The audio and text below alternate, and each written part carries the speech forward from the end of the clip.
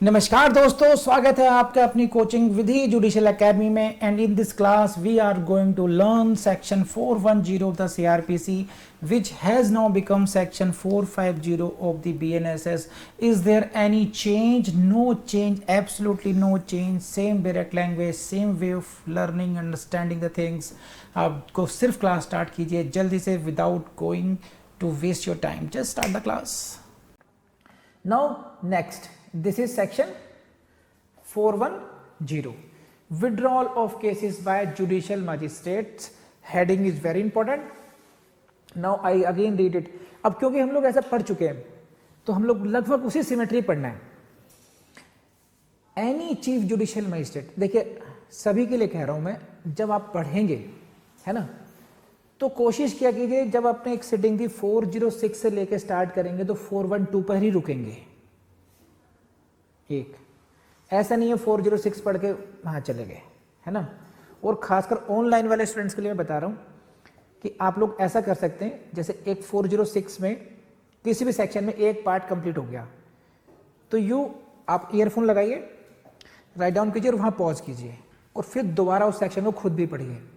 अगर आपको लगता है समझ में आ गया तब ठीक है, अदरवाइज उसको फिर दोबारा पढ़िए। ऐसा नहीं है कि बुक हम बाद में पढ़ेंगे। ऑनलाइन स्टूडेंट्स के लिए बहुत बड़ा एडवांटेज है। एक लाइन पढ़ी, ये मान लीजिए एक सेक्शन पढ़ाया गया, या ऐसे मान लीजिए कि जैसे यही है 410 है, 412 है ना, इसकी क्लॉज 1 क्लॉज 2 इस तरीके से हैं। 409 की 1 2 देखी हमने, 1 2 3 देखी।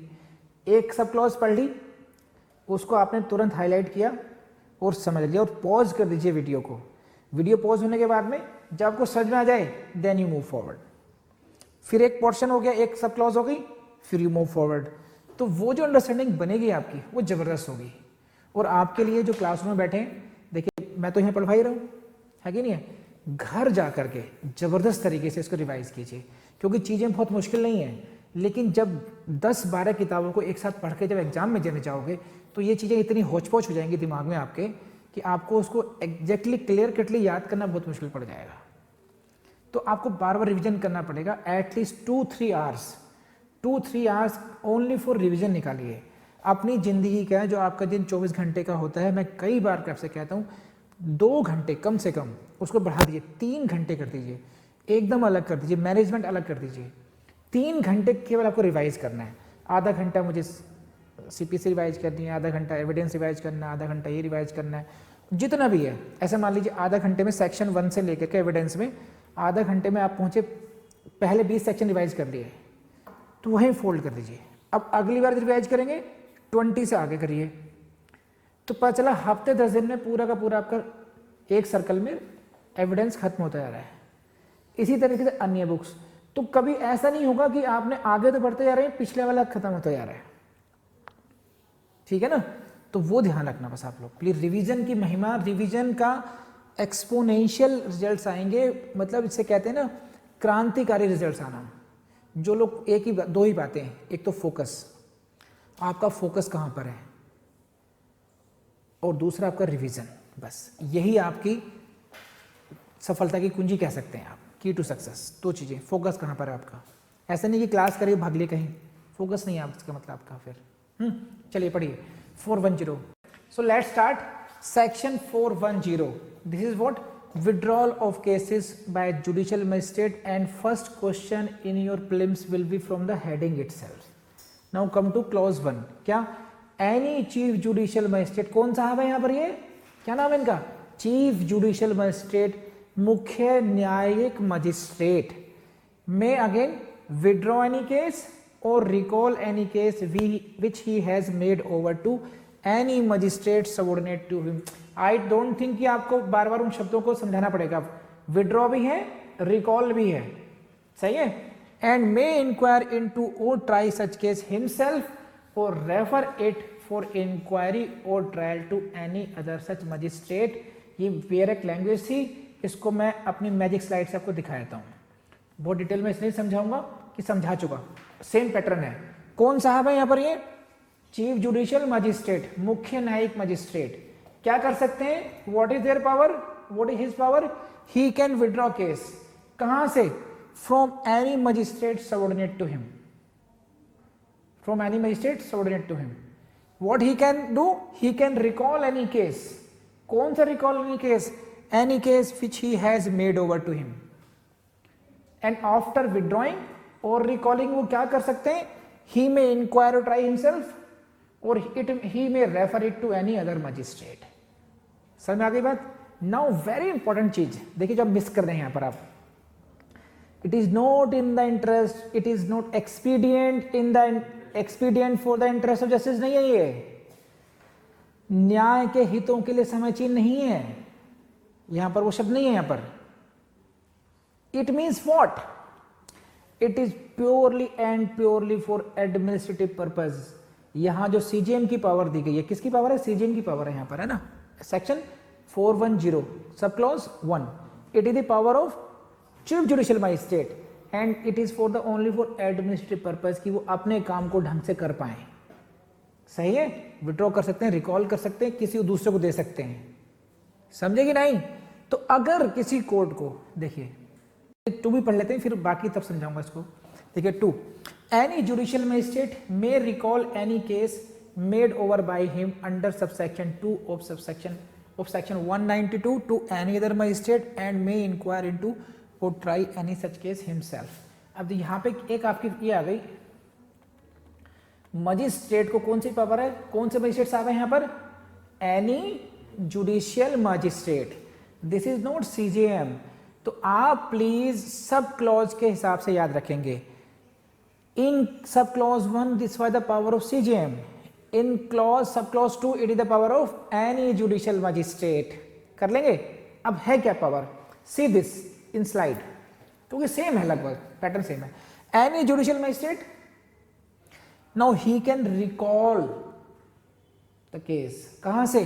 From any other magistrate. कौन सा केस? Any case. कौन सा case? Which he has made over to him. कौन से सेक्शन में मेड ओवर किया? हवाले किया था. मेड ओवर मीन्स हवाले करना. कौन से सेक्शन में? Under subsection 2 of subsection 192.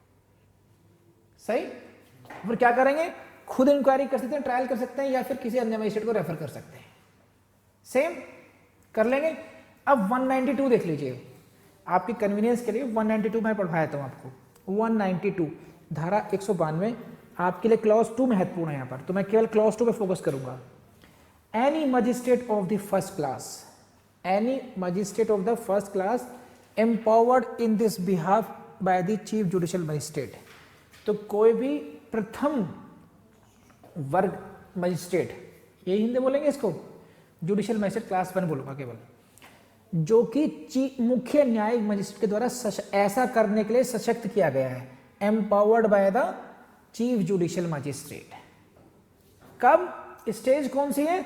May after taking cognizance of an offence. Cognizance के बाद की स्टेज पर. तो सेक्शन 192 क्लॉज 2 में ये इंपॉर्टेंट है कि जो मेड ओवर है, जो हवाले किया जाना है, वो कौन से स्टेज पर करते हैं? After taking cognizance. Make over the case for inquiry और trial to such other competent magistrate as the chief judicial magistrate में स्पेसिफाई. अब इस बात को समझने के लिए you please see this slide. Section कौन सा है? प्लीज सी दिस 192 क्लॉज 2 सब क्लॉज 2. ठीक है. 192 उपधारा 2. Any magistrate of the first class क्या कर सकते हैं साहब? ये may make over the case for inquiry और trial to such other competent magistrate as the CJM स्पाई. CJM साहब इस बारे में जो निर्देशन देंगे उस केस को ये उसको भेज सकते हैं, हवाले कर सकते हैं. इस बारे में कोई जो भी आदेश निकाल रखा हुआ CJM साहब ने, वैसा ये साहब कर सकते हैं. कौन? Judicial magistrate class 1. खास बात क्या है? After taking cognizance of an offence. ये ध्यान रखना है. सही है. तो and he must be empowered to do this by CJM.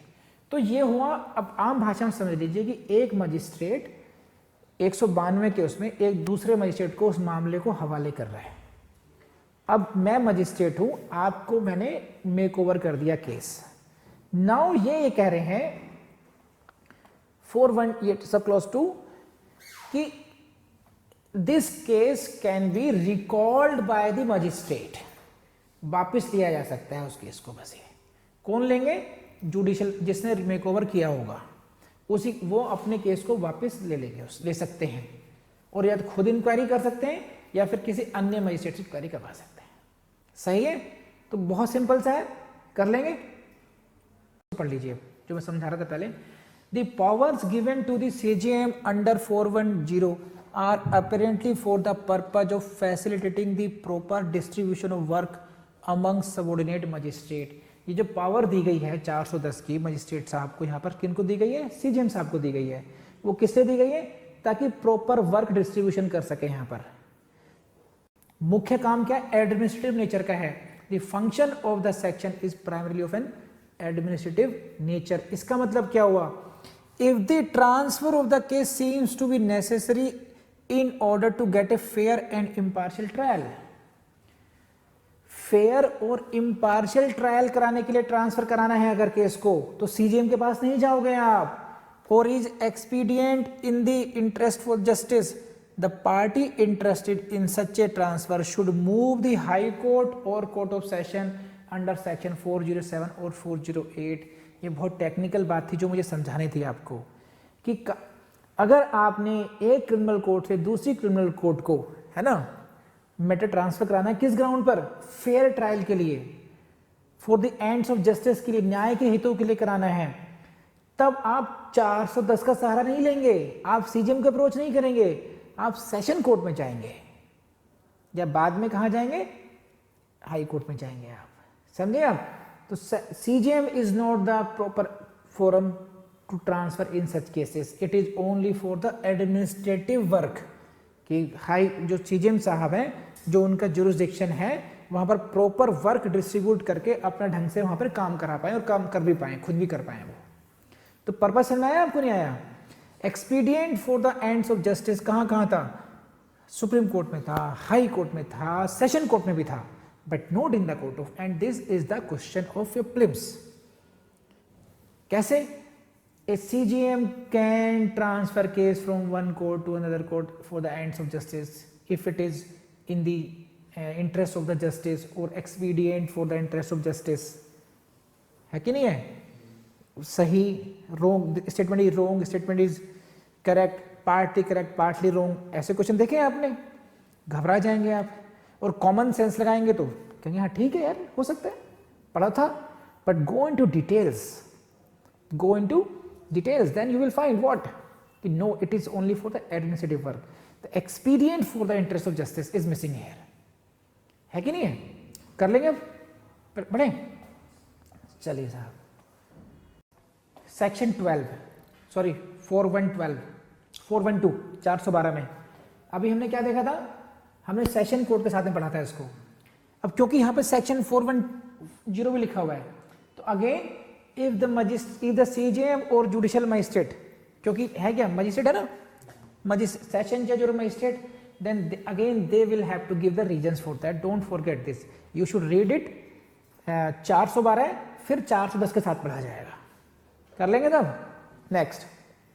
So class आपको पसंद आई होगी, ये मुझे पता है, क्योंकि दिल खोल के पढ़ाया गया है। मेरी एक ही तमन्ना है कि आप लोगों की अंडरस्टैंडिंग के लिए, लॉ की अंडरस्टैंडिंग के लिए, और खासकर कॉम्पिटिटिव एग्जाम के लिए आपको कोई भी और चैनल, कोई भी और कोचिंग आपको नहीं जाना पड़े। और ये मेरी आपने ज़ील देख ली होगी लेक्चर में ज़रूर, और उसको अगर आप अप्रिशिएट करते हैं तो आप कर सकते हैं वीडियो को लाइक करके, शेयर करके और कमेंट करके।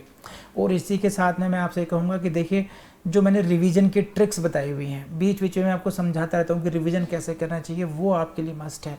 अगर आप मुझसे एक ही बात कहेंगे सर एक बात बता दो जिससे हम जज बन सकते हैं, या कोई हम अपना नेट यूजीसी का एग्ज़ाम क्वालिफाई कर सकते हैं, या कोई भी एग्ज़ाम क्वालिफाई कर सकते हैं, तो देखिए एक ही वर्ड है बस, वो वर्ड है आपका revision and practice. Revision and practice, जितना ज़्यादा रिवीजन करोगे उतना अच्छे तरीके से आपको याद रहेगा। एग्ज़ाम में बच्चे इसलिए ही फेल होते हैं क्योंकि वो उतना अच्छा याद करके नहीं जाते हैं, और वहाँ पर बार बार वो एक दो क्वेश्चन गलत करेंगे, याददाश्त कम होने की वजह से, और एग्ज़ाम से बाहर हो जाएंगे। तो प्लीज़ आप ऐसा मत कीजिएगा, अच्छे तरीके से पढ़ाई कीजिए, कॉन्फिडेंट रहिए हमेशा। ठीक है, थैंक यू वेरी मच।